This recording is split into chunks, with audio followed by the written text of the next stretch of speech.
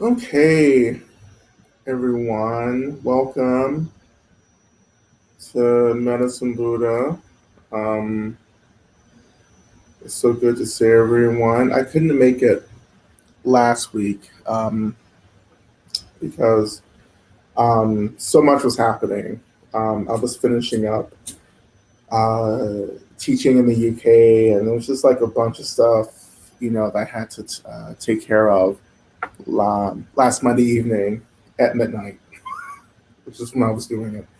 Um, so I'm back. I just got back. I just walked in the door like 2 hours ago from London. So I'm back here in Atlanta. So it's really good to be back here. Um, I had a really wonderful trip, and it was just really nice teaching, really teaching in person. For the first time in a couple of years. Actually, the first time. Well, I did. I was in Tucson last. What was it? Last October. I was in Tucson in October. That was the first time, of course, I taught in person. Um, and but it was just really quite powerful. Um, Sister Sadada was joined me as well um, for the trip. She arrived back safely last week. Um, and yeah, lots of good stuff happening. I'm now an international bestseller apparently.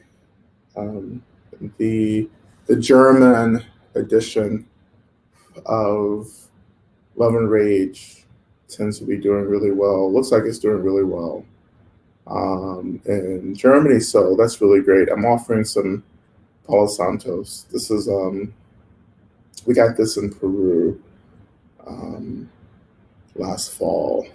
Um, so so take some of this, just offering some of this purification. So I haven't been at home for 3 weeks, so I'm like having to, when you with home, and I'm writing about this in the new book in New Saints. I'm writing about kind of like, you may have heard the politics of homemaking, the radical politics of homemaking, which I used to, which I was first exposed to through Dr. Yasmin Saigula, Dr. Sai, our co-author in Rahul Dharma. And so I've been really working with the politics of homemaking. What does it mean to create home, right? And I've been really moved, particularly in the UK, just spending time in like two people's homes, and sleeping and just feeling the warmth, the care of what it means to create a home where you're inviting people to feel cared for, right? And how do we create homes uh, where where we're filling the home with things that we care for, right? And how does that care extend to people that we invite to guests? So that's one part of what I've been working on in terms of the idea. So I take radical homemaking and I'm bringing it into conversation with what I call this kind of indigenous um, understanding of home. Um, and I just call the whole thing the Dharma of home, of homemaking, the Dharma of homemaking. And one of the things I talk about is the consciousness of home. Like the home, the physical space is conscious. My home is conscious, and I relate to my home as a being that needs care because it is a being that needs care. Um, and so when I leave, um, for extended periods of time. I I talk to my home. I say, okay, I'm leaving. I pray and do rituals and ceremonies. I often do a fire puja, before a long trip, where I'm just asking the local deities and protectors to protect my home. I'm telling the home that I'll be leaving. I'm letting the conscious, intelligent energy in the home, spirits, ghosts, what have you, know that I'll be leaving, and when I'll be coming back. And while I'm away, I'm able to kind of mentally kind of still connect to the well-being of the home. And I also ask people to ask my neighbors also to look out for my home, as well while I'm away. But when I get back, I just kind of like, um, what do I do? I reintroduce myself to the home, and I just kind of make offerings. So this is one of the offerings that I'm doing right now. It's just offering, um, incense throughout the home. So awaken the home, I guess, in a way. So anyway, so so yeah, so I'm home. So welcome everyone, who's new, to Medicine Buddha. We're gonna get started in just a moment. We're gonna offer, um, prayers too. So go ahead, and if you have prayer requests, go ahead and put those up. I know we have quite a few. I have quite a few prayers I'm holding for other folks as well. Um, I want to say a special prayer for one of the flight attendants today on my flight, Cheryl, who was very kind, um, and just really made the flight and the journey back, really comfortable. So I'll be offering prayers for her. Um, and Yeah, if you're new, again, feel free to introduce yourself. I see we have, some folks from from Atlanta. We have some local folks. Yeah, we're gonna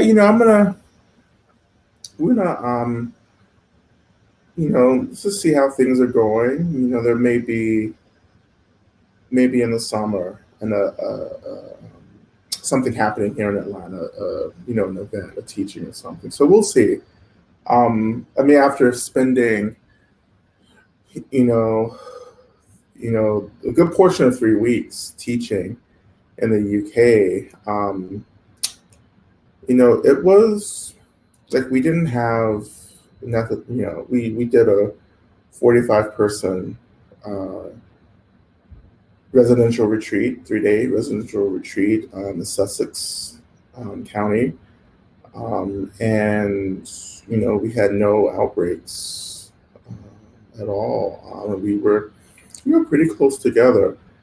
We had specific protocols set up, like everyone had to test every day, so everyone had to bring, um, rapid tests and check every day. And if people ended up positive, we had a quarantine, procedure, set up. But no one really, no one tested positive. I haven't heard anything from any other live event either. So I feel, I'm feeling more confident that this can happen. And I've seen some of our events were very like well organized and planned. Um, I particularly love the Radical Dharma community in London. They had a very wonderful, kind of setup. They had a very limit. They had a large space, capped the number of people who could come. Everyone was masked. Everyone was spread out. So I really like that. So we may try to do something like that here in Atlanta. Um, so yeah, any prayer requests? Go ahead. Put those up. I'm seeing more and more Atlanta people showing up. Here. So so I feel confident that something we can pull something off, in the future. um, pretty soon. So stay tuned. Welcome to everyone who is joining me for Consuming the World. Um, you know, so um, and Consuming the World is just a course that I'm doing on my platform for those of you who have moved through the Love and Rage course or and going to the Lonesome Valley. Um, but in the future, this will be open to more people as well. But I just want everyone to kind of get ready for the fall when I'll be introducing a meditation course, which will be open to everyone um, as well. Um, so you'll get more information about that in a little bit. So let's see what else.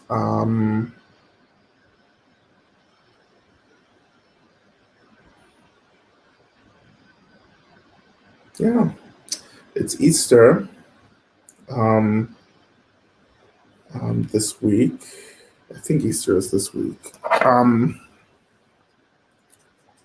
And I may do Easter. Easter is really quite a powerful, important time for me because of um,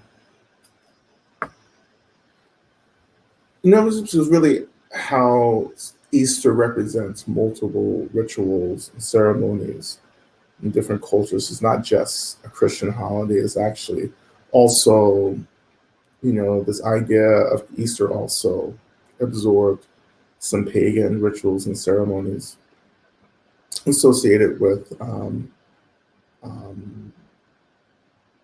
deities, you know, related to spring.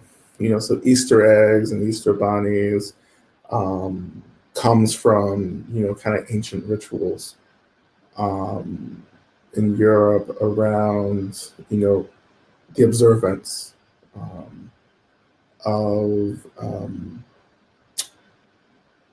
spring deities. So, it's really interesting. It's quite fascinating when you start looking into it. How many of our rituals or holidays, right, are have assimilated, old traditions, old lineages of magic um, and different rites, and it just becomes, oh, it's what we do, you know. Um, so many people claim to be very secular or atheists, but have adopted these rituals that are actually quite sacred, like sacred rituals. But we've lost that connection to the sacred, as well. So Easter is one of those times for me, not just the resurrection, that's important, but also awakening. It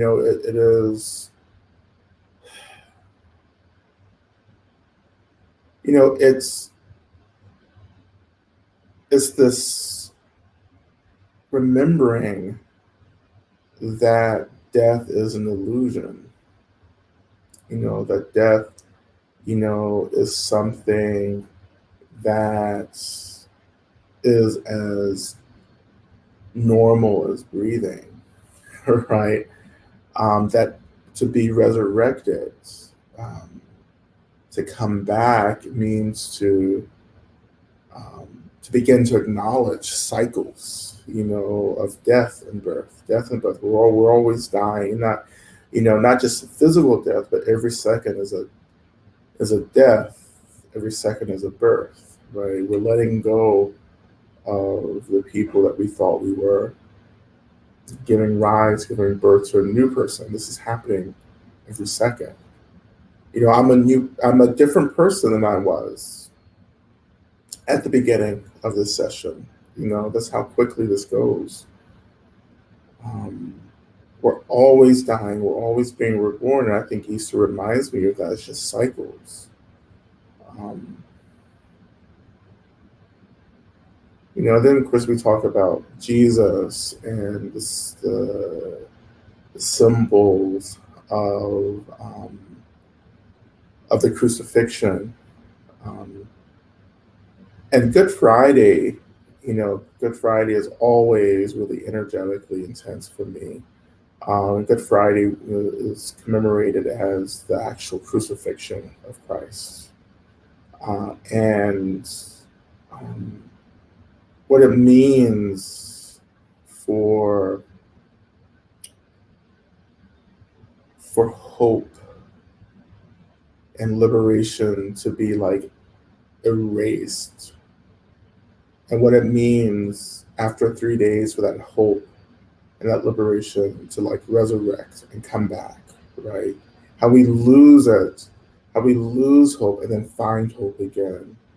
Now, I'm not a theologian, right? But I have taken my fair share of Bible classes in divinity school. So, um, yeah.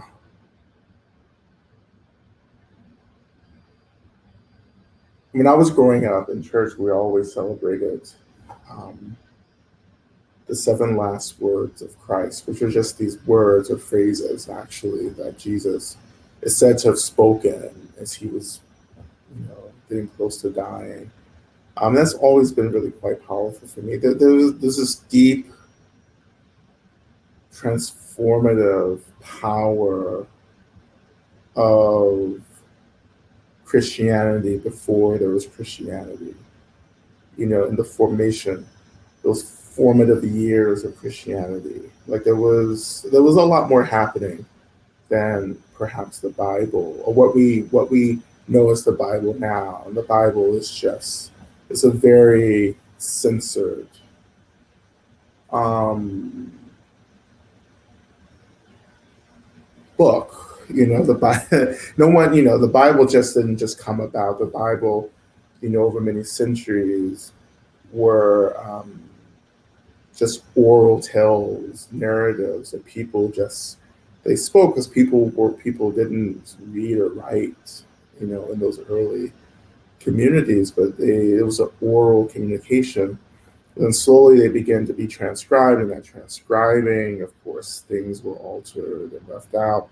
And then, of course, there were um, deliberate choices being made about what to include. So we have the Gnostic Bible, which is a lot of writing um, that didn't make it into the classical Bible. What excites me also is the Book of Mary, which is a more contemporary rediscovering of the life of Mary. Mary being really Mary Magdalene, being the first apostle that Jesus um, appeared to after his resurrection, which is quite powerful, which is really quite interesting that that was left um, in the Gospels. Um, and Yeah, I just I one of the reasons I went to divinity school was actually not to study Buddhism. I just happened to be studying Buddhism, but to really like understand the Bible because that's what I grew up with. That was my roots practice, my root spiritual text. And I wanted to understand how the Bible came about.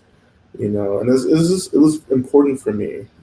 Also as someone, as many of us are, who have felt deeply harmed by the Bible and the ways in which the Bible is used to create violence and harm, and that's been for centuries and millennia. Ever since it came about. As a major spiritual text, and to really to study to understand the culture, the histories that these texts emerged in the same way the sutras, the Buddhist sutras, emerged as well. I find Buddhist sutra to be a little clearer. Um, in terms of placing them within a historical, cultural context. You know, my study of the Bible kind of takes a lot. Um, and again, I'm someone I didn't study Hebrew, or Greek. or Aramaic, which is some of the roots languages that one would study, to in Bible studies or theological studies, right? To really get into the real meaning of the text. Anyhow, um, I would just say that there were many cults happening during the time of Jesus that I believe he was being influenced by, um, as well. And I think it's quite interesting. When you know, I'm connected to communities, that are um, that really are quite connected to, I would say, the history and the consciousness of Mary Magdalene, for instance, who Mary Magdalene is viewed in these communities as being, you know, a very powerful being, realized, awakened. Um, they see her as being a consort or wife or partner of Christ, and that her realization matched Christ, Jesus' realization, as well. So I find that all to be really, really quite powerful. Um, yeah, I see, Rachel. Yeah, I've read the meaning of Mary Magdalene. That's a really beautiful book. There are many. I can't put my hands on them, but I do have one text that someone channeled.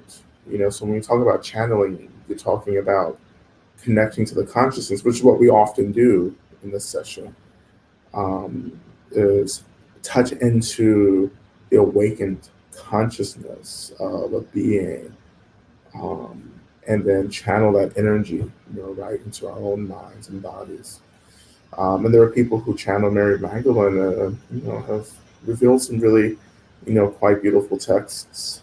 Um, um, One of my professors in graduate school um, translated the Book of Mary once it was discovered. And when we say discovered, there are communities that have been, once communities, started writing things down and writing these narratives and stories down, they just had them.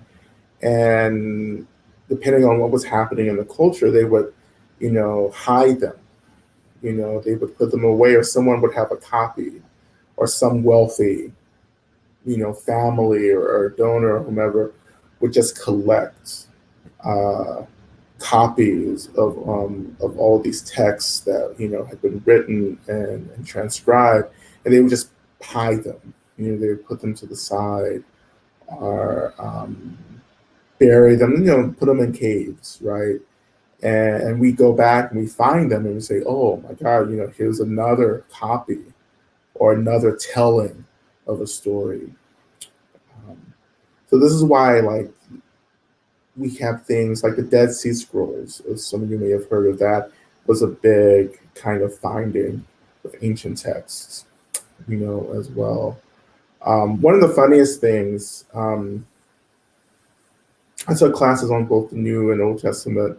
One of the funniest things that um, we learned was that, when so you had, a wealthy donor come along and say, okay, it's time for us to start writing some of this stuff down. So they would hire scribes, people who were actually literate, to come, and maybe there were older manuscripts that they were asked to kind of rewrite to get a better copy, because we didn't have copy, the copier wasn't around, right? So they would just be spending all days and weeks and months handwriting or recopying these texts, and and because they were really the only people in society that could read, they would just, like, in the margins of some of these texts, would be writing jokes and, like, complaining about, like, sitting there and writing all day, And so, and so that, I find that to be really hilarious. Actually, you're writing these sacred scripts and you're just like, ah, this is bullshit. Why am I here? You're just writing it down, and no one, because of the literacy, like how many people are gonna actually figure out what you're writing. So anyway, um,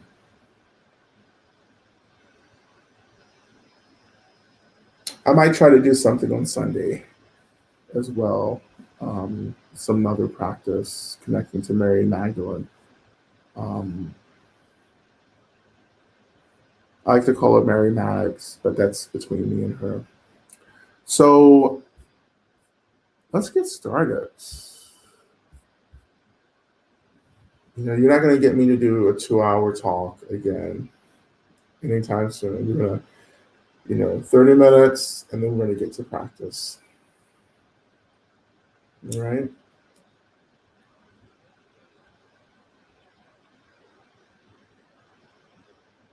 So speaking of resurrection, and we've been practicing this, right, since spring arrived, like restoration, resurrection, awakening. I just taught, this weekend retreat last, um, month in the UK, the Dharma of spring awakening, right? And we just focus on what it meant to like awaken.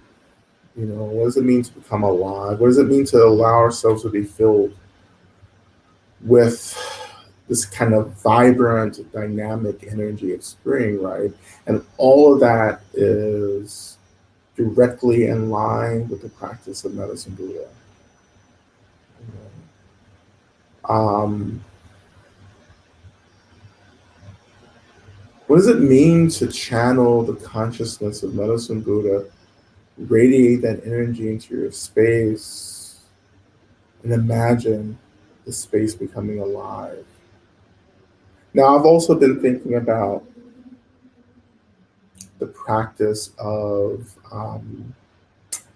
Pure Lands. So Pure Lands, I don't think I've ever talked about Pure Lands. So in the mythologies of particularly Buddhist deities, every awakened deity or every awakened Buddha, has their own Pure Land. And you can pray to be reborn in one of these Pure Lands, which is to be reborn in a Pure Land doesn't mean that you're enlightened, but it means that um, you've obtained, we would say the first Bhumi level. And a Bhumi level is a level that gradually leads you to full awakening. So in Buddhism, we would say there are 10 Bhumis, 10 levels. So let's just say a lot of us haven't really reached a Bhumi. We're still just like regular beings. We're still working with the illusion of ego and self. We're trying to cultivate compassion and wisdom, right, to awaken the mind. So we're still working on that. But we work and work, we practice and practice, and maybe we get to a slight realization of mind. That realization can actually propel us into the first Bhumi, so the lower stages. So once you get onto a Bhumi, enlightenment is guaranteed, So it's like thinking about rolling downhill. Like it's like practice, it's like climbing up the hill. And once you hit the Bhumi, the first Bhumi, you hit the top of the hill, and then the rest of the work is kind of rolling down. So it gets easier in a way.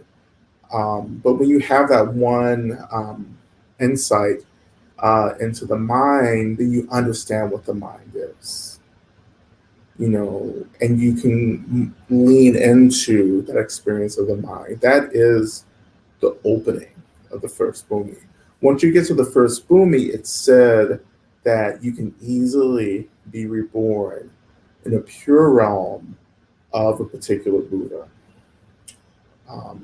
So in Pure Land Buddhism, You know,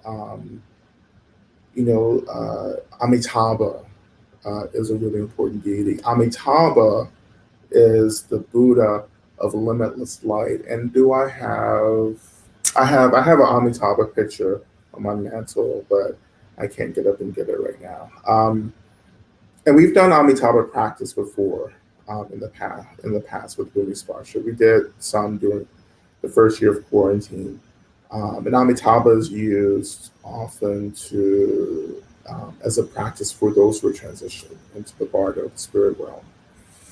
Um, but Amitabha's pure realm, which is called, of course, I forget as soon as I say it, Sukha City, Sukha, Sukha. Anyway, it translates into the realm of happiness. Dewa Chen. There we go. I knew I was going to get it once I started thinking about the English translation. Dewa Chen. So Dewa Chen means land of bliss. Dewa is like happy, um, or bliss, and then Chen is place, so place, the place of bliss. Um, so Dewa Chen is said to be the easiest pure realm to be reborn in. So that's why there are so many lineages dedicated to getting into Dewa Chen. Because Amitabha, through their enlightenment, wanted to make their realm accessible. Um, and then it said that, like, Guru Rinpoche's, Pamasabhava's uh, pure realm, which is Copper Mountain, I think Copper Mountain, is said to be one of the hardest to get in. Actually, his realm, Guru Rinpoche's realm, kind of sounds like a lodge. It's like a Norse kind of lodge, if you study Norse mythology, it's very like gruff and like very well Northern European, so like um lodgy, it's like lodge. It's a pure realm that feels like a lodge. Wood and fire and timbers and snow and stuff. I don't know. Listen, I didn't make any of this up. um, so it said that that's harder to get into. Um, so once you get into a pure realm, it's said that like your consciousness is placed in that mental state of the pure realm. The pure realms aren't places. Nothing is a place. This isn't even where we're at now isn't a place. This is a mental state. Like this is just a thought that we're experiencing. So in the same way, a pure realm is just an enlightened thought that we begin to experience. And from that mental experience, we begin to have a different, more evolved relationship with our consciousness. We begin to have the experience of the non-linear, boundless experience of consciousness, which means that we can emanate, reflections of our particular consciousness into different worlds, different experiences. So a tulku, so in Tibetan Buddhism we have tulkus, these realized beings. A tulku is a Nirmanakaya manifestation. Nirmanakaya means form. And so a tulku, a realized master, is just a being who is emanating into the world from the place of a pure realm. Um, and you like practice in this pure realm, and you just keep practicing. You keep emanating to the world to help beings, um, but you keep moving on up the levels till you reach full Buddhahood. Um, and so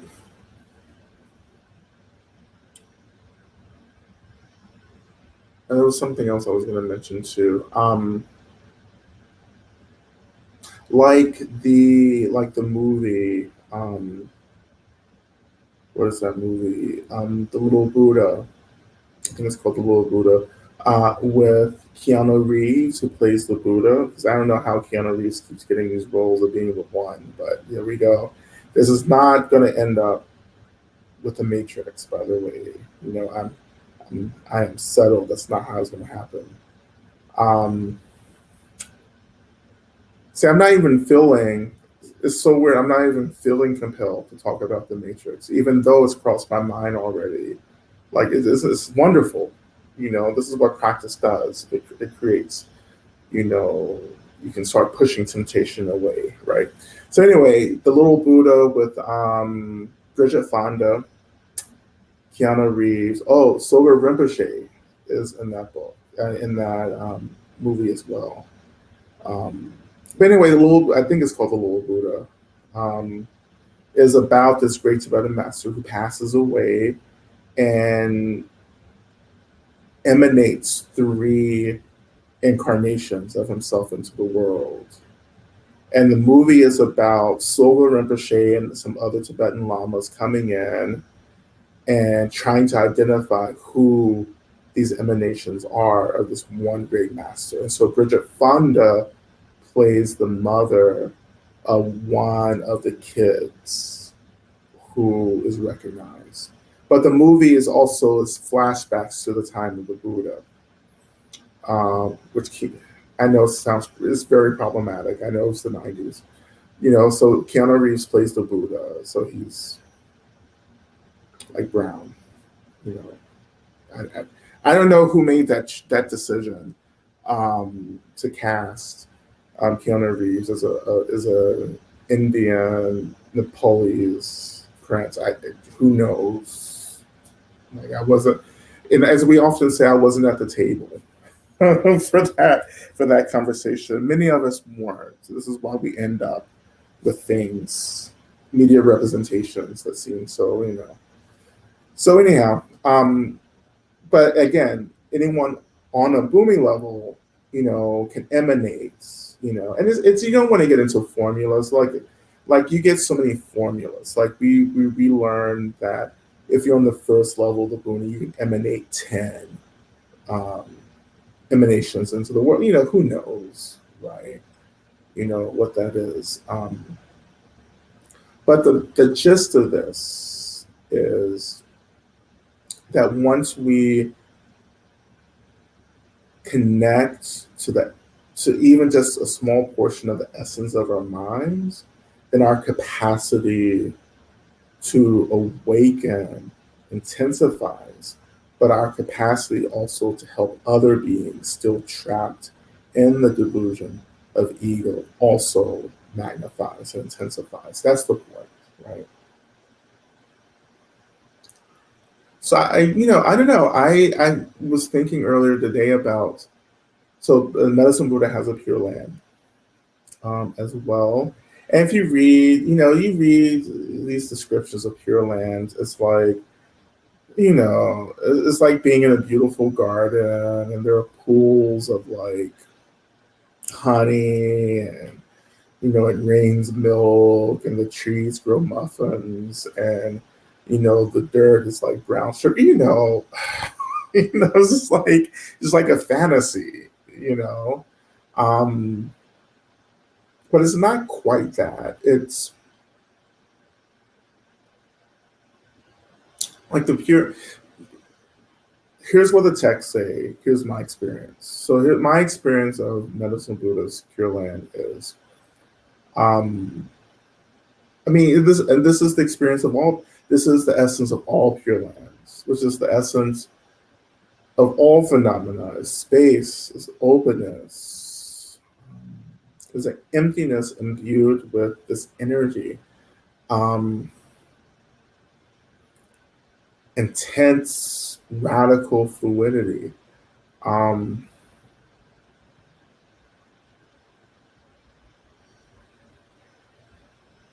right, it's a place where a lot of suffering is transcended. Like Well, it's not again, it's not a place, it's an experience. This is an experience where so many things have been transcended, right? And always what we're trying to do in our practice of any deity in Tantric Buddhism is to experience that space, that openness, that fluidity. Things seem really real right now. Like this is in the relative, right? It seems like there's no space, there's intense rigidity, there's war and violence and old age, sickness, death, struggle, right? There seems to be, well, there is, this kind of like roaring of a lot of like violent, conservative organizing and rhetoric, right? That puts a lot of us in danger. Um, there's climate crisis. All this seems real. It's rigid.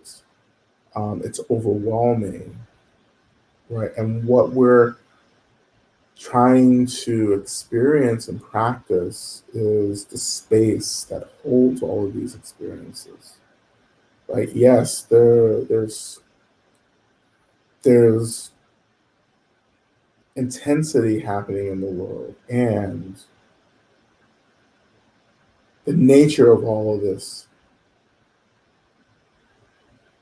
is space and emptiness.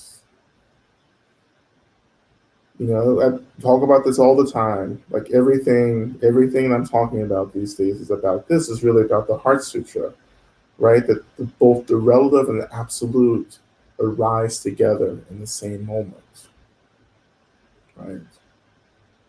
Um, and what we're practicing and connecting to is the essence of all of this. That yeah, we can be in the world right now and not be consumed by the world. Which is what we're trying to do. For those of you who are joining me for consuming the world, that's what we're trying to connect to. How can I be in the world and not be consumed by the world? And the work that we're doing to not be consumed by the world is to understand what the world really is, what the relative really is, right? And the more we connect to the essence of the relative, which is the expression of the absolute, the more compassion should arise for us, because we begin to understand that there are a lot of beings, countless beings, who are still buying into this, who are still trapped by the realness and the rigidity of everything that's happening. Compassion ultimately comes from the recognition of emptiness. Saying, oh, like there are a whole bunch of beings who are just like buying into this. And how am I going to help them? And we help them because we understand the unbearable suffering and what it means to be consumed by the relative, right? And we help people because we wouldn't be awakened without the intervention of other more realized and awakened beings. I am not here on my own accord. Like I am the product of many lifetimes of being taught, and taking those teachings and training. Even in this lifetime, I'm a product of many teachers who, through their compassion, put up with my bullshit and offered me what I needed to experience more awakening. So I could share that with you, right? You know?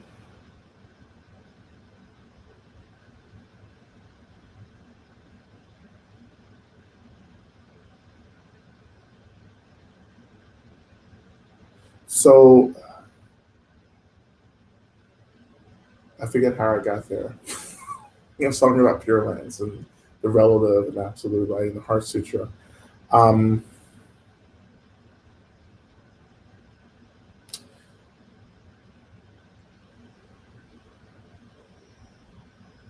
So the rigidity of everything, right? So what we're trying to practice is connecting to the essence of things so everything isn't so rigid.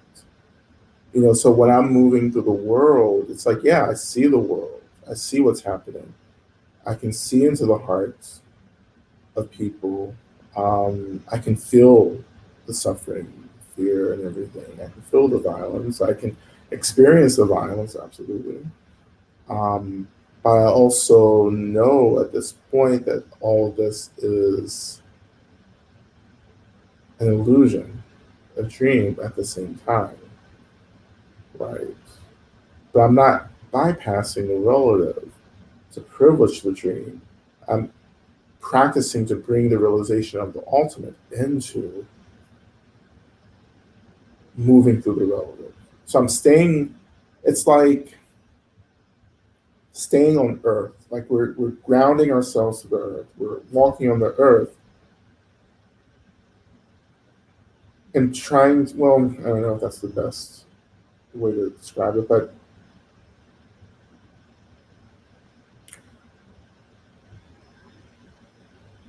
so it's like knowing intuitively that there's more happening than what you can perceive through your sense faculties. So when I look at the trajectory of the world in terms of wars and you know right wing conservative movements and climate instability, um, and capitalism, late stage capitalism. Yes, I see and experience the violence, the anxiety, the fear, the overwhelm, and I also see, I also see the essence of it, but I also see that there's something different that's coming, um, that's more aligned with what I would call the beloved community, you know, um, that this is how the beloved community is born, right? Um, by moving through the falling apart of something. And this is how new systems are created. Old systems have to crash, right? This is like the last stages of certain systems. Um, it's like, I was thinking about this too.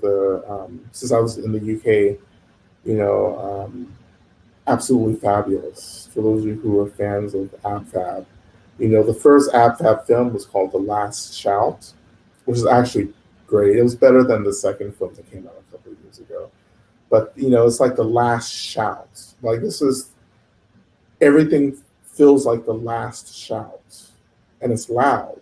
It's real loud. It's disarming. It's alarming. It's overwhelming, but it will pass, right? Um,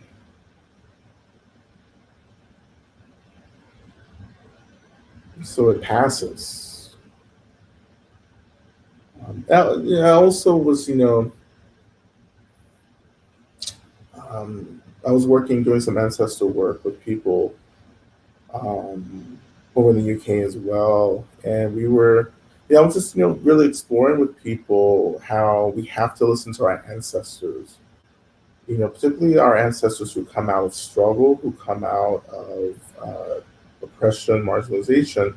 You have to listen to them in terms of how they understand change, right? Of course, for me, I'm deeply influenced by Black liberation theology. James Cone, um, being one of our great scholars who passed a couple of years ago. Um, but liberation theology in general, but particularly Black liberation theology that says that, like, things will pass, right? that God is always on the side of the most oppressed, um, that the universe is actually an expression of virtue, goodness, awakening, right? So in this world, in the relative, these experiences that we're having right now, it seems like that we're teetering into the delusion, into the darkness. But the scale of everything, when we talk about everything, everything is just an expression of clarity, So we have to come back to that. We have to understand that everything will bend back towards virtue, you know, um, and that there are many beings in this world system who have emanated into this world system, you know, um, who are here, including Dr. King, Dr. King, and we've talked about this to Dr. King, Harriet Tubman, so many people, you know, emanated to do certain things to nudge us back towards the virtue of the universe, our great bodhisattvas and saints and so forth, things I'm writing about now. Okay.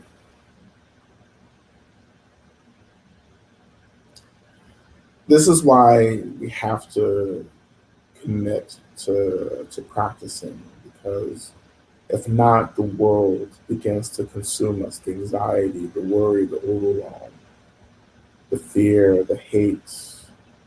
Um, if we don't have a practice, then it's like we start just reacting to the fear, the hate, right? And this is why we have these really violent movements surfacing now, because people don't actually know what to do with a practice. They don't know how to practice with the deep fear, the deep insecurity, right? So the only way they know how to practice is to blame other people for making them uncomfortable. Blame, you know, um, trans folks, right, and queer folks, and black and brown people, immigrants, you know, um, and so forth and so on. Like, it's like, let's just blame, scapegoating, right? Let's just scapegoats. If we can just erase the people who make us uncomfortable, then we can be comfortable, which is not how any of this work. But we sure as hell keep trying to do it and make it work. you know.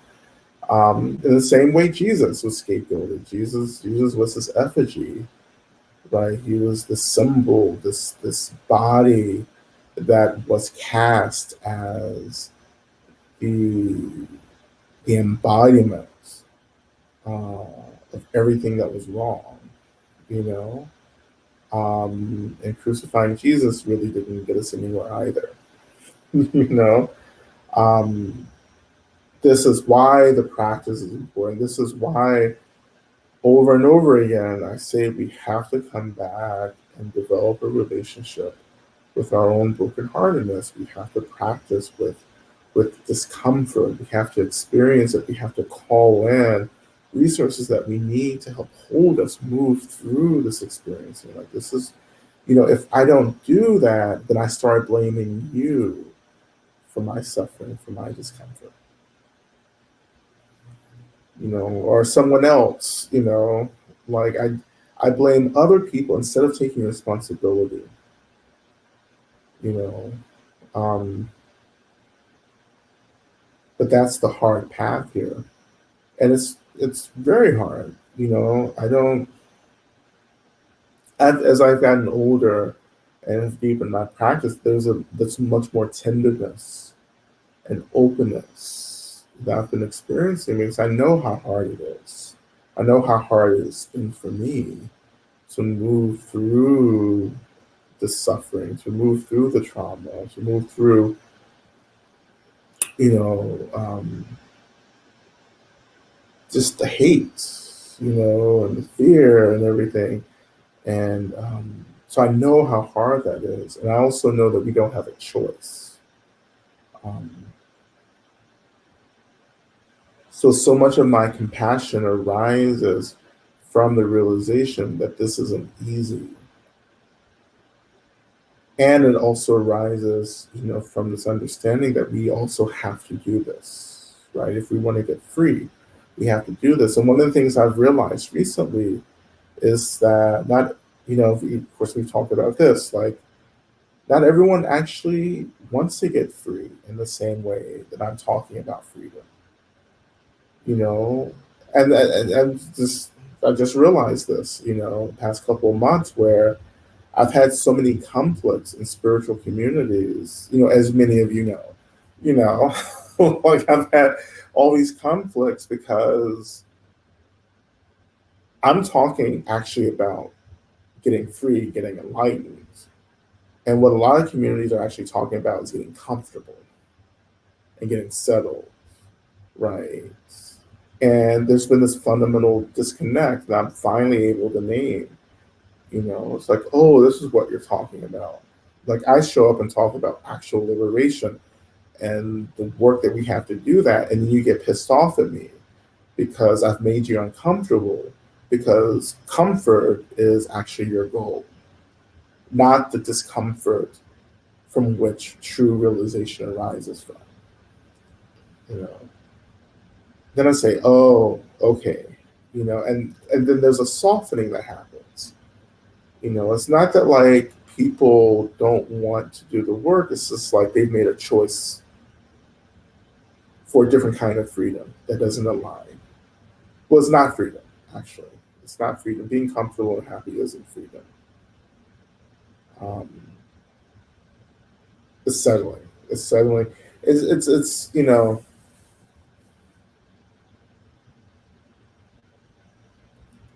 people have to hit rock bottom.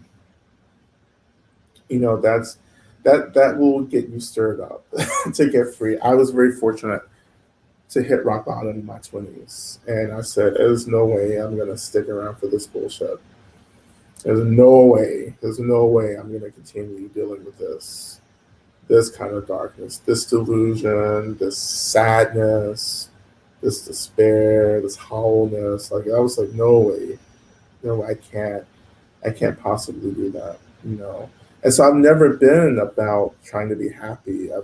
I've been like, let's go all the way. And this is what I'm trying to talk about in the book. Like, I hope that I can just offer a clear vision of what I mean by enlightenment and freedom, and of course, framing it around abolition and social movements of freedom, to ground it even more. Um, so that's something that you just kind of have to like be really conscious of. You have to be conscious that you may be surrounded by people who actually have said, this is all I'm going to be doing right now, even if they are practitioners. Like this is all I'm doing right now. I'm not gonna, I'm set. Blah blah blah, whatever it may be. I'm okay. I have what I need. And but for me, that's not enough, right? And that informs every decision that I make, is that pursuit of ultimate liberation. And I do believe that I can make it in this life. And this is another thing, another piece I'm writing about right now as well, is that like we actually have to believe that we can get free. So you may want to get free. You may actually be on this journey to really get enlightened, but some of us just don't believe in it. So our practice just becomes repetitive and performative, and that doesn't get us anywhere. Like you have to believe that something else is possible. Like you have to, like there can there can't be a doubt, right? That you particularly can experience awakening in the physical body and the relative. You know, like there can't be any doubts. And again, as I've said before, like I was kind of born with this deep curiosity to figure out what was happening in the world and what was, that was like, this can't be it. Like it's gotta be more than what I'm sensing, or more than what I'm perceiving to my senses, because it's too rigid. It doesn't make sense. Like the world just never made sense to me, you know. And that's what's driven, all of like everything that I do, like practice and study of tantra and magic and studying with all these different people and different traditions and lineages. And you always have to know that what you're getting is more than just Buddhism. you know um, Buddhism is much more expansive than what we're taught, actually. We have to be careful that sometimes we get taught Buddhism from people who are themselves quite limited and rigid. And so that makes the transmission of Dharma quite limited as well. Dharma actually has no bounds, it's boundless. Like Dharma is everywhere. Um,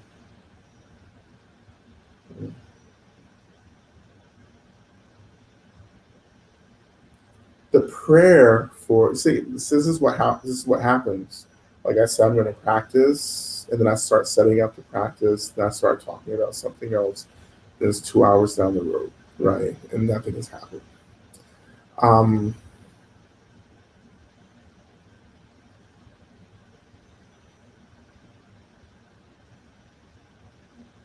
Enlightenment is a multi-lifetime project, right? You know, but I will say that if you're in the session, you're on your way. Um, you're going in the right direction. Um, this is so. This is so very complex. Much more complex than I have time tonight to really get into. I hate to say certain things. I don't want you all to get like arrogant, but I'm going to say this, but don't take it seriously. What I'm going to say is that some of you are actually quite awakened beings, right? And there is an intentionality to emanating in this moment, in this body, where you feel disconnected from that awakening on purpose. So I'm just going to say that, you know, of course, some of you are going to be like, well, that's me. I'm already enlightened. um,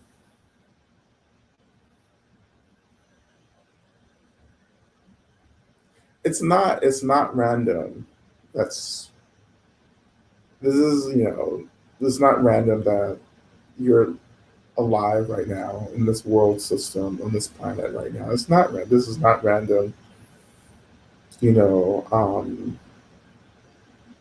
there is a staggering level of organization um, related to this world at this moment. Um, when I say organization, I mean there's this staggering amount of organizing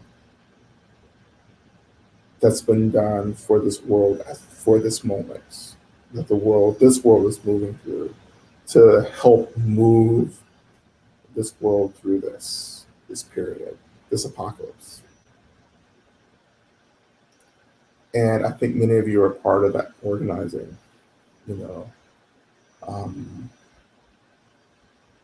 because so much of the work is being here and metabolizing so much of this intense, disembodied energy, and we're the ones moving this energy. This practice is part of stabilizing and metabolizing all of this energy, all the heartbrokenness, all the rage, the hate, the fear, the insecurity, the trauma, Like we're doing this collective work together, even though we're just on screens all over the world. It's still collective work that we're doing together, right? And this isn't random. You know, if you're doing this practice with me, if you're doing this practice with other great teachers, and I'm not saying I'm a great teacher, but I'm saying, you know, if you're practicing with other people doing this kind of healing, liberatory work, then, you know, then you chose this. Like you chose to be here. Like you chose to be here to do this at this moment. As there are countless unseen, disembodied beings doing the same thing right now. Um, you know, some of you know slavery abolition wouldn't have worked without the unseen world. You know, without, you know, spirits and other beings being channeled through these great abolitionists like Harriet Tubman and Sojourner Truth, right? And many others actually. Um, that there's right. So what in the next book, in New Saints, what I'm arguing is that there is no such thing as abolition in this world if it's not connected to the unseen world. You know, everyone's doing prison abolition and you know abolition. You know, of course, you know. I think sometimes abolition. Many of us, our introduction to abolitionism is prison abolition. You know,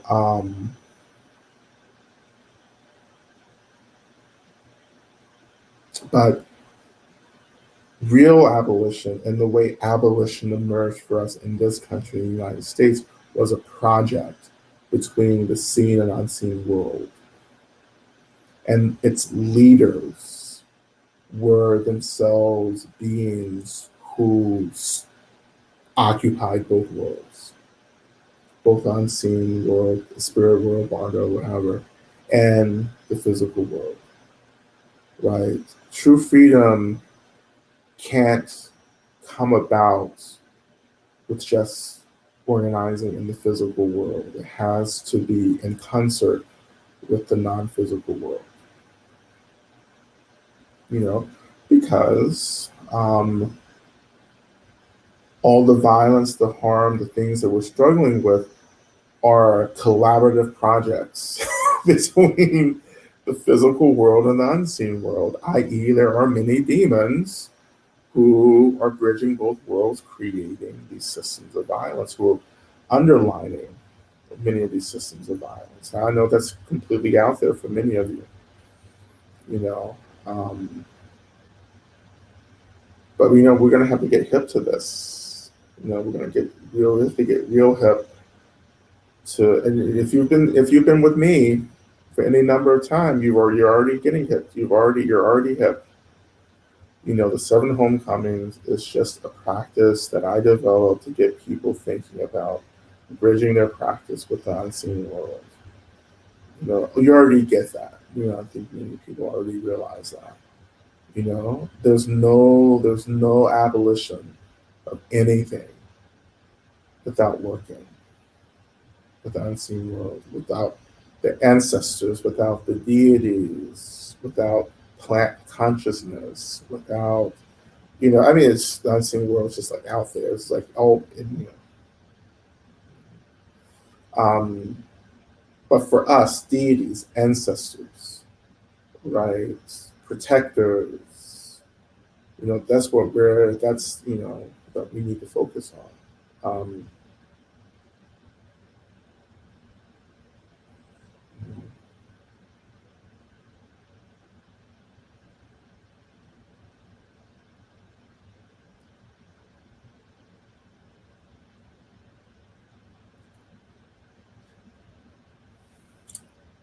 So,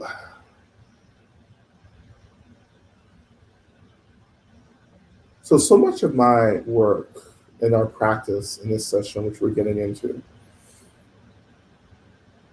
is really about me trying to think of ways to get you connected to what I experience in the quickest, shortest way possible,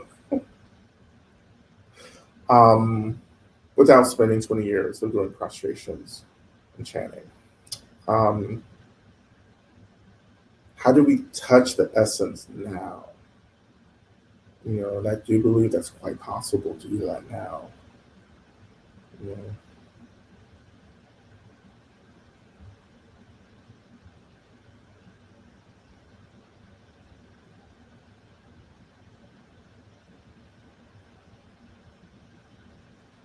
So let's begin here. So at the beginning of this practice, let's take a drink. At the beginning of our practice, let's start by calling ourselves into the space. So it's like a lot's been said, a lot's been done, everyone's had a busy day to some extent. So let's just start calling ourselves into the space. And we do that just by saying, I'm here. I'm here in this moment on this timeline. I'm sitting or lying down, whichever, whatever it is, I am being held by something. And what is the sensation? Can you notice the sensation of being held by something? The couch, the seat, the chair, the cushion, the floor.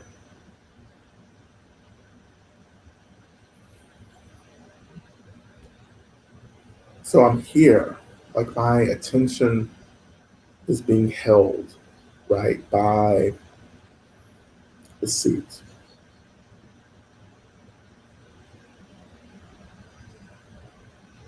So there's the basic sensation of being held by the seat, but allowing your awareness to kind of open from the seat to begin to notice the space around you. What are you hearing? What are you sensing? What are you feeling?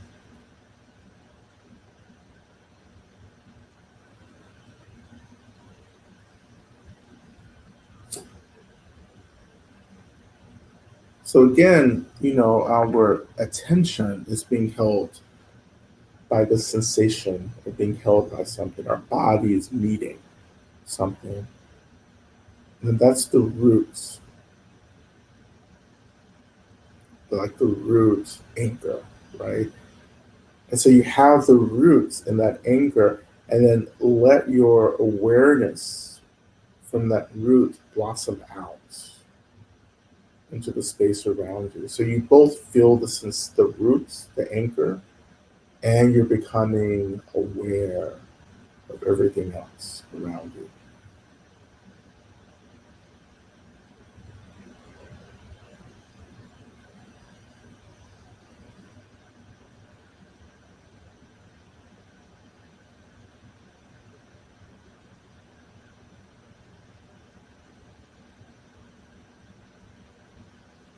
So don't make this so complicated. Like as I always, I often say, just make it easy. Make this real easy, right? Just the anchor. It's like a tree, right? The vision I have is a tree. I'm anchored on the seat, and my awareness is just kind of expanding outwards. Right?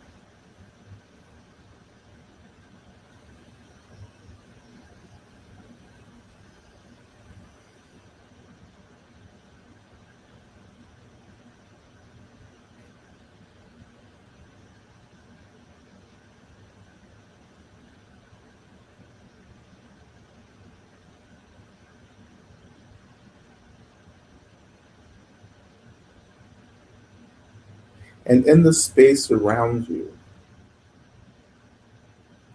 can you call in your benefactors? And so those who are new to this practice, it's seven homecomings practice, but seven homecomings is a benefactor. So can you imagine the space around you being filled with all the beings who care for you, who love you, from teachers and guides and elders to mentors, deities, spirits, right? Maybe your space is being filled with the energy of Dharma itself, or communities that you're a part of who love you.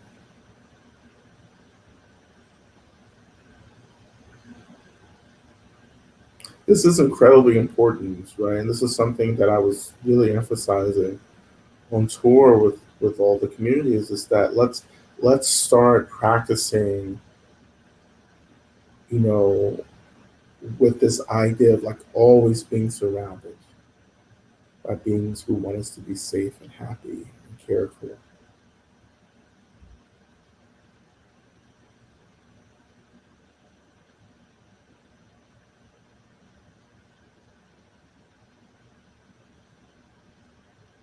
And their care begins to radiate in the space around you. I, of course, this is one of my main practices, so I just feel this warmth awakening around me.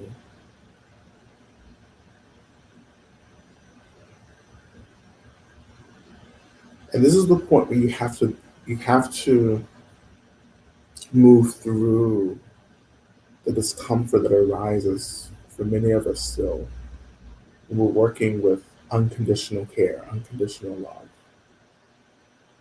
To move through that.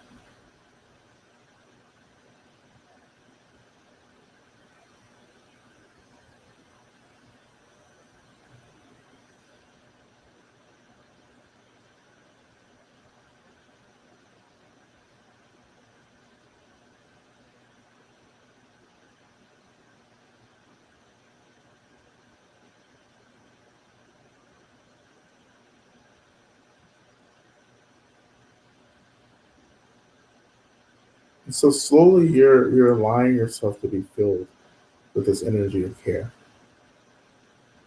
You're absorbing it, but slowly. And it's being absorbed through the skin and muscles and organs and tissue and so forth.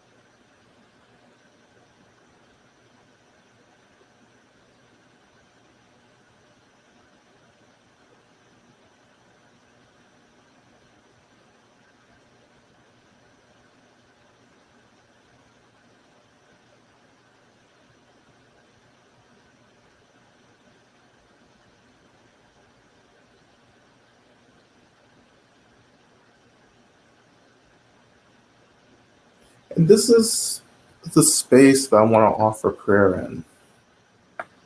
Um, like when I feel surrounded by the care of benefactors, like this is a space that I feel that I can offer my prayers into. And I want you all to become praying people. Like, as we used to say growing up, you know, becoming a prayer warrior. Like we had prayer warriors. Like there were people. That's what they did. Like if there was something that was going on, you let them know. They would just pray. You know, um, I want to encourage you to start praying. Offering into this field of unconditional care, articulating what you need so that these benefactors can know, in a direct way what you need. And they begin to shape causes and conditions to bring about what you need for yourself and for others, right? So just looking at our prayers tonight, I'm going to begin to offer these prayers, and I just want to just call the attention of all the Buddhas, the Bodhisattvas, the saints, the protectors, the essence of all the elements of this phenomenal world, all our local deities and protectors, the consciousness of our homes. I call into the space light, clarity, love, compassion, kindness, gentleness, tenderness, the essence of awakening itself. I call into this space our ancestors, all of our ancestors who love us, who are protecting us, but also the ancestors who are trying to change, who realize what they did in their life maybe wasn't conducive to benefiting themselves or others, and they want to change. Even those ancestors who want to change, who are trying to change, I welcome you and we pray for you as well. That this change continues, that you awaken to your essence. Having called all these beings into the space, we want to offer prayers for Barbara, who's now in hospice, that she gets all that she needs, and for her loved ones, especially her 14-year-old daughter, may she know her wholeness through the loss of the only parent she has really known. Offering prayers for my visit with an orthopedist tomorrow, so I can get a clear sense of how to heal this knee issue that is very limiting and painful at the moment.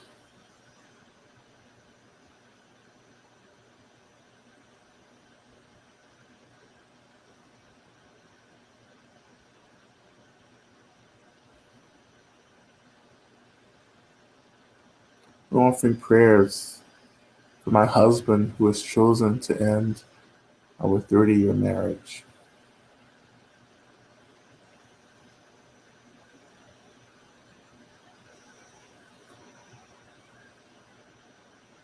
We offer prayers for your deep well-being, happiness, and healing for you too, um, Mary. I think that's how you pronounce it. We're offering prayers for my husband who is struggling with depression, my friend Flora and her mother who are navigating illness, to my high school friend Dana who died as a result of alcohol and drug addiction last week, to my mother-in-law who has dementia and doesn't know today is her 80th birthday.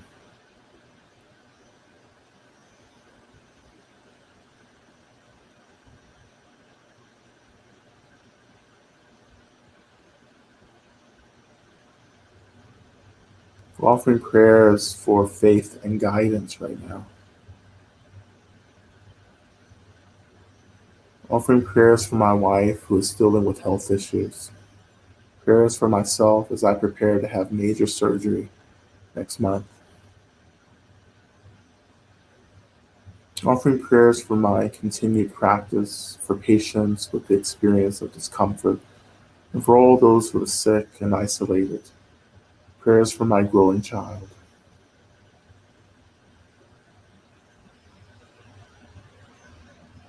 We're offering prayers for my coworker M, who is experiencing harm and recovering from health issues. Prayers for a friend F, who is experiencing multiple losses. Prayers for Sangha siblings G and R, who are experiencing chronic illness. Offering prayers for us all. May we wind down from the grind culture more and more. Offering prayers for Tati as she continues to navigate the effects of stress and a harmful work environment. Offering prayers for my son who has chronic physical and mental illnesses. Offering prayers of gratitude for the herbalists and plant medicines of the world. Continue to offer prayers for everyone in Ukraine and the whole surrounding area, for everyone who's had to flee their homes, for those helping with all the refugees, and for the Russian people who are mostly in the dark with no media about what is happening.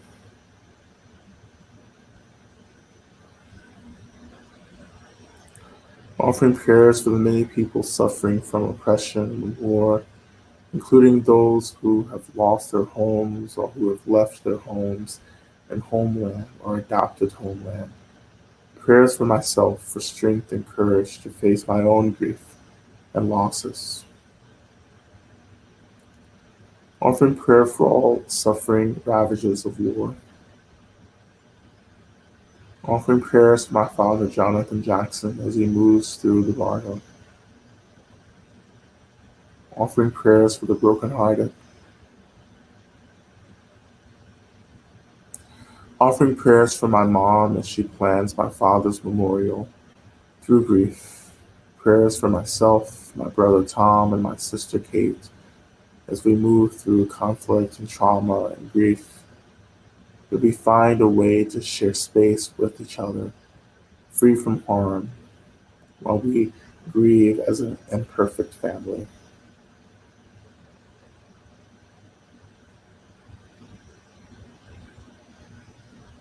Offering prayers for my brother who is experiencing acute mental illness right now.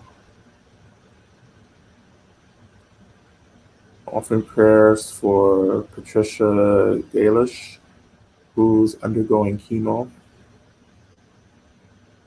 Absolutely.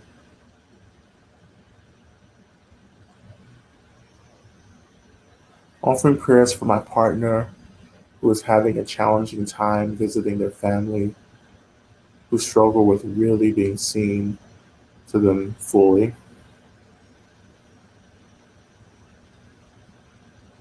Offering prayers for Spring Washam in the hospital being treated for a rare tropical disease. May she feel how much she is loved, and may the treatment be successful. Offering prayers for Asada Ratcliffe and Tanisha Dandridge, who have lost loved ones suddenly.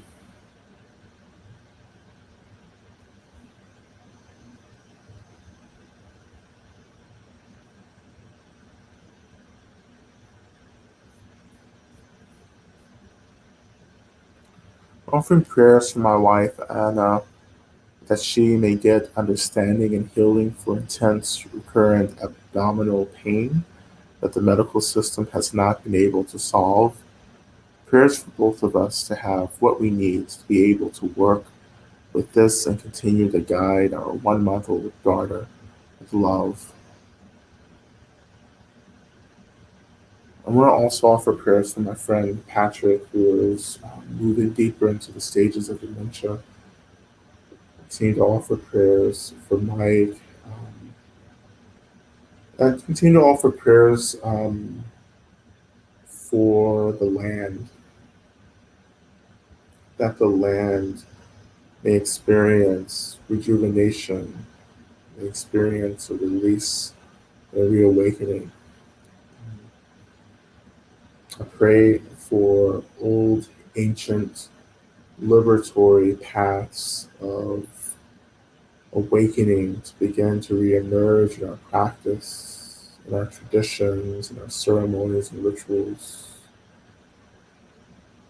I pray for all of those who feel as if we're overwhelmed by the hate from being hurt so much by systems and by people. I pray for all of us still struggling through the impact of COVID and all those we've lost because of COVID.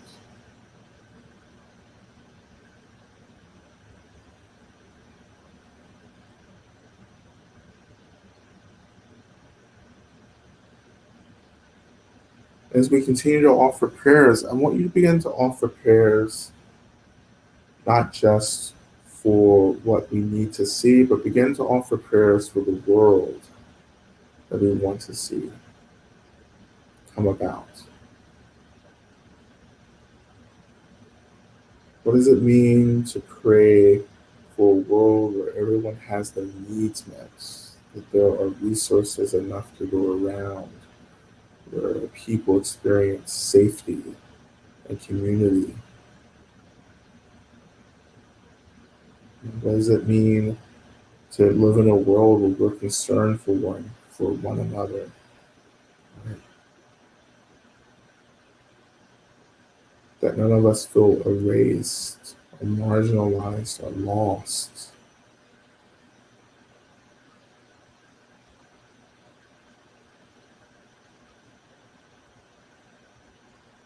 As you deeply absorb um,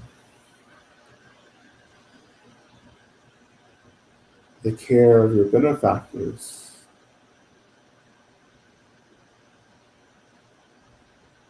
can you imagine through their care being the fuel, the stimulus, what it would mean for this world to come about? Because that would be an expression of the pure world, or the pure realm of medicine Buddha, of really of all Buddhists, all awakened beings.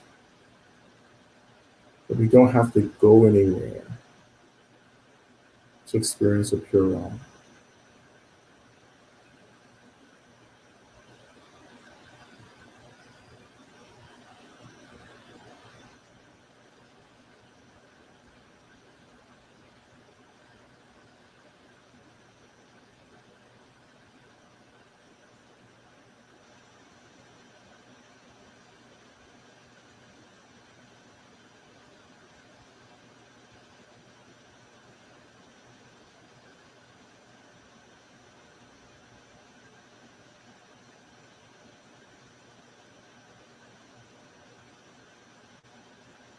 And can you imagine that world just arising around you in your imagination? What would it be like just to be in this world right now?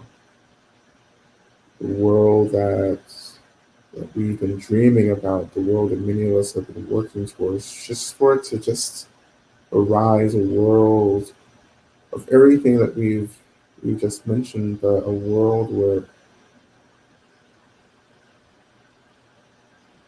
people are able just to grieve openly and publicly, and for that grief to be held, and for communal, collective, emotional labor to be done together, not just by individuals.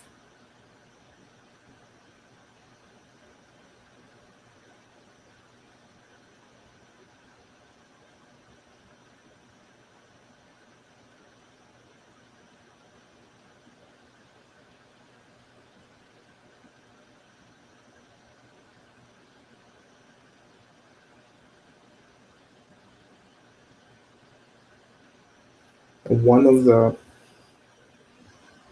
the main things that creates the transformation of places into enlightened sacred places is the ways in which we're able to radiate from our minds, from our bodies, this awakened energy into the spaces that actually begins to transform spaces into these enlightened sacred places.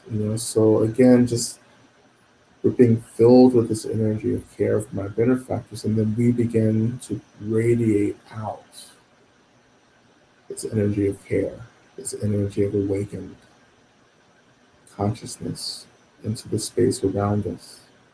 So we become like a sun, the sun, radiating warmth and light and clarity into the space. We awaken the space around us.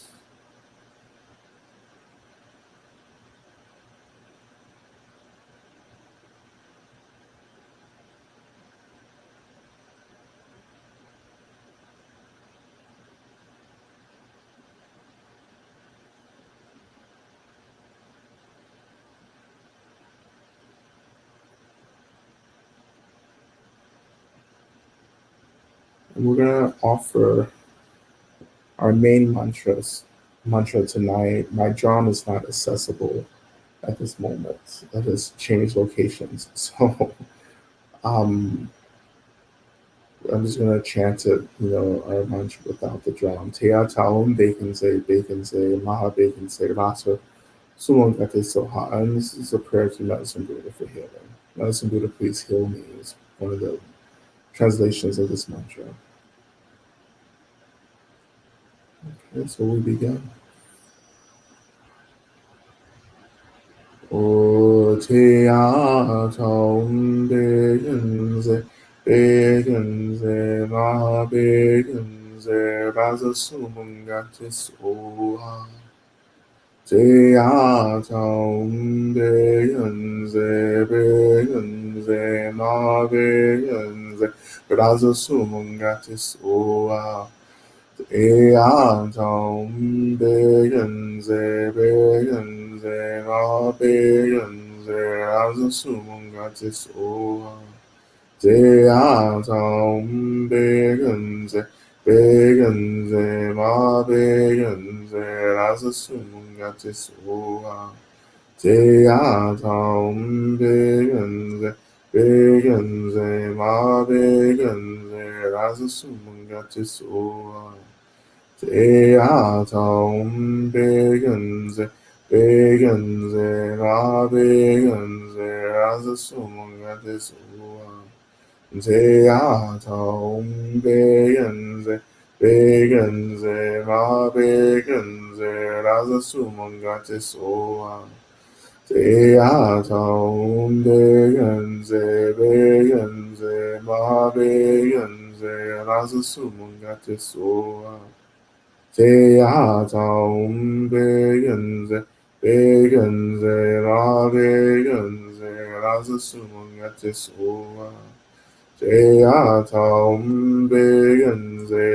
begenze, ma begenze, rasa sumungatis ua. Te begenze,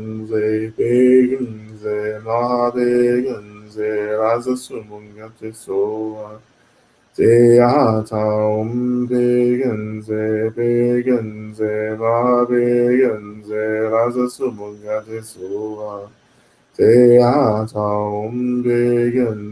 begenze, ma begenze, rasa sumungatis ua. Te begenze, ma begenze, rasa sumungatis ua. Te begenze, ma begenze, rasa sumungatis ua. Te begenze, ma begenze, rasa sumungatis ua. Te begenze, ma begenze, rasa sumungatis ua. Te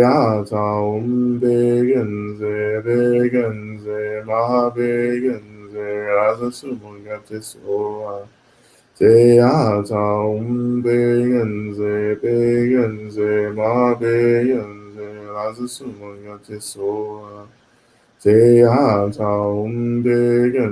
begenze, ma begenze, rasa sumungatis ua. Te begenze, ma begenze, rasa sumungatis ua. Te begenze, ma begenze, rasa sumungatis ua. Te begenze, ma begenze, rasa sumungatis ua. Te begenze, ma begenze, rasa sumungatis ua. Te begenze, ma begenze, rasa sumungatis ua. Te begenze, ma begenze, rasa sumungatis ua. Te begenze, ma begenze, rasa sumungatis ua. 제야자옴대연세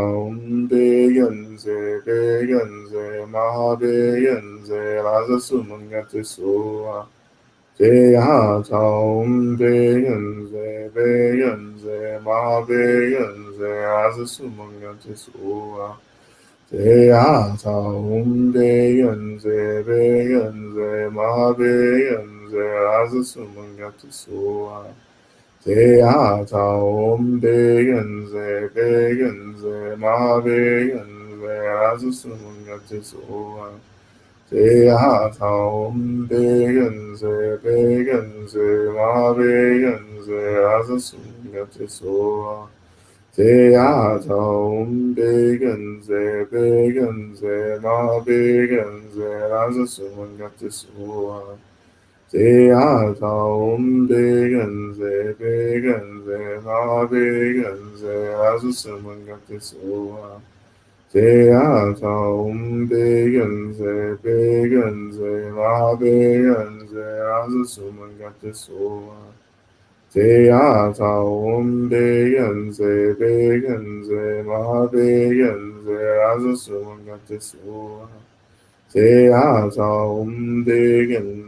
배연세 마배연세 라스수먼가제소아 제야자옴대연세 배연세 마배연세 라스수먼가제소아 제야자옴대연세 배연세 마배연세 라스수먼가제소아 제야자옴대연세 배연세 마배연세 라스수먼가제소아 제야자옴대연세 배연세 마배연세 라스수먼가제소아 제야자옴대연세 배연세 마배연세 라스수먼가제소아 제야자옴대연세 배연세 마배연세 아스수문가제소아 제야자옴대연세 배연세 마배연세 아스수문가제소아 제야자옴대연세 배연세 마배연세 아스수문가제소아 제야자옴대연세 배연세 마배연세 라스수문가제소아 제야자옴대연세 배연세 마배연세 라스수문가제소아 제야자옴대연세 배연세 마배연세 라스수문가제소아 제야자옴대연세 배연세 마배연세 라스수문가제소아 제야자옴대연세 배연세 마배연세 라스수문가제소아 제야자옴대연세 배연세 마배연세 라스수문가제소아 제야자옴대연세 배연세 마배연세 라스수문가제소아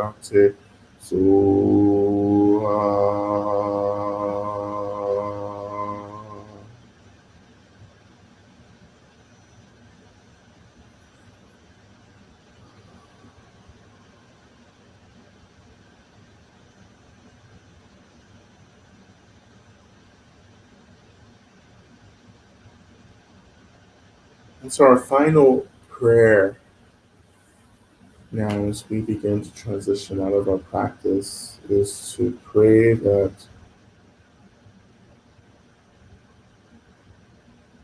this world, this pure world, this manifestation of the dream that we're all working towards, that this energy is dispersed throughout the whole world, joining the energy and prayers and work and aspiration of so many beings right now working to bring about this new, equitable, beloved community. that our prayer, our practice in this moment joins with the prayer and practice and labor of countless beings, creating the causes and conditions for this world to come about as quickly as possible.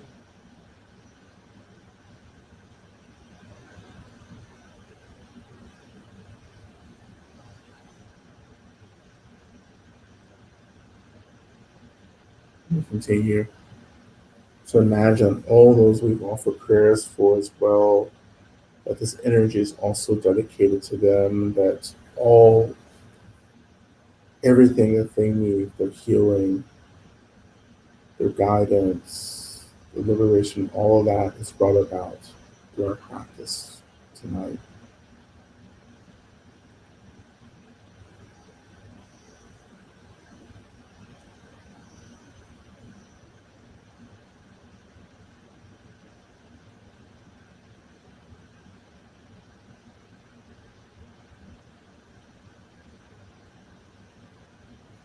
When you're ready, just shifting your attention back to your seat.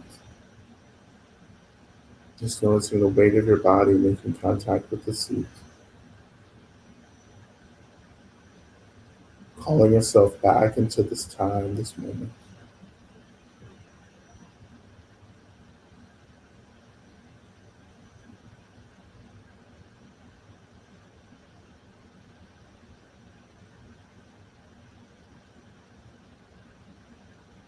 And slowly, when you're ready, just beginning to reawaken the body, do some simple movements, some stretching, what have you.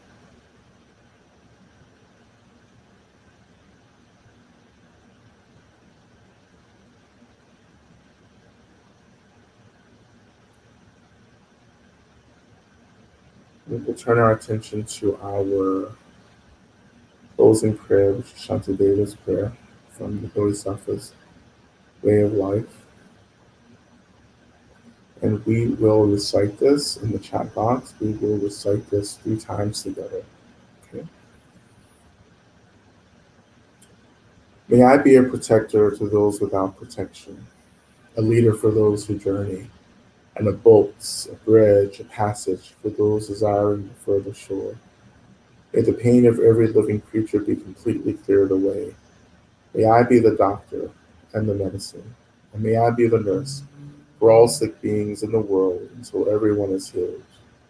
Just like space and the great elements such as earth, may I always support the life of all the boundless creatures, and until they pass away from pain, may I also be the source of life for all the realms of varied beings that reach into the ends of space. May I be a protector for those without protection, and a leader for those who journey, and a boat, a bridge, a passage for those desiring the further shore. May the pain of every living creature be completely cleared away. May I be the doctor and the medicine, and may I be the nurse for all sick beings in the world until everyone is healed. Just like space and the great elements such as earth, may I always support the life of all the boundless creatures, and until they pass away from pain, may I also be the source of life for all the realms of varied beings that reach into the ends of space. And finally, may I be a protector to those without protection, a leader for those who journey, and a boat, a bridge, a passage for those desiring the further shore. May the pain of every living creature be completely cleared away. May I be the doctor and the medicine, and may I be the nurse for all sick beings in the world until everyone is healed. Just like space and the great elements such as earth, may I always support the life of all the boundless creatures, and until they pass away from pain, may I also be the source of life for all the realms of varied beings that reach into the ends of space.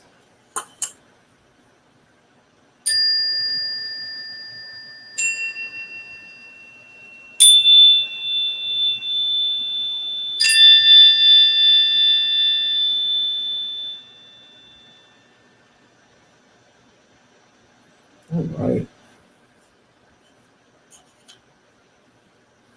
Thank you all so much for your practice tonight.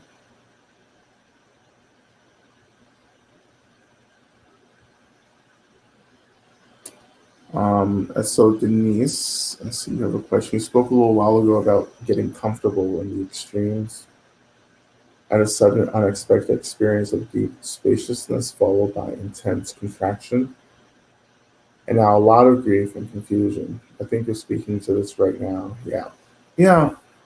Um, it's when it's it's you have that moment of space and you realize what's happening and then you think about it and then you shut down again, you contract again, right? Um, but what we're training to do is to, well, actually what the training is relaxing into these experiences of spaciousness, not doing anything to keep it open, not getting attached to it coming again. But it's like when it happens, I just fall into it and let it hold me. And as it holds me, it holds everything else, like the grief and sadness and so forth. You know. But we do contract when we start reacting. Like we're like, oh, this can't be true, this can't be real. I'm having this moment of spaciousness. And you start thinking about it and reacting, and then it just shuts down again, right? Because all it is just letting that experience be there, that openness, and knowing our tendency to react. You know, just letting it be there. Um,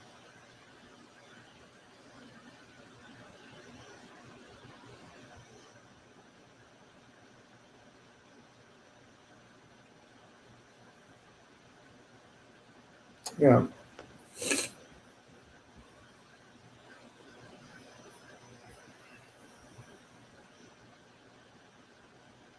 yeah. I had some incredible um, kinds of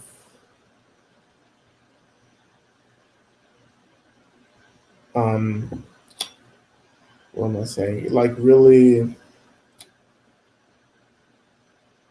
I just connected. I connected to some really powerful streams of magic in the UK, um, which has been really restorative for me, um, and just really expansive and opening. Um, and so I've been really grateful for that. Um, yeah. So anyway, um, so thank you, everyone. We'll be back here next Monday. And until then, we have lots of recorded sessions for you to go back and revisit, particularly if you're new, um, as well. Okay. All right. So thank you, everyone, and I'll see you again at some point. Okay.